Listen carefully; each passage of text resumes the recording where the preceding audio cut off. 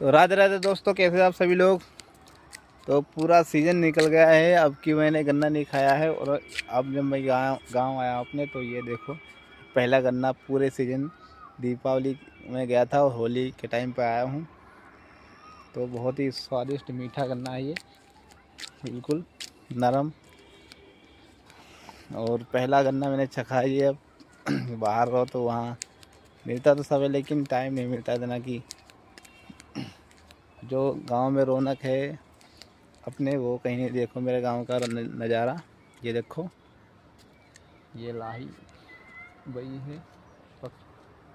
और इधर देखो मिर्च है, लहसुन है और फूल गोभी।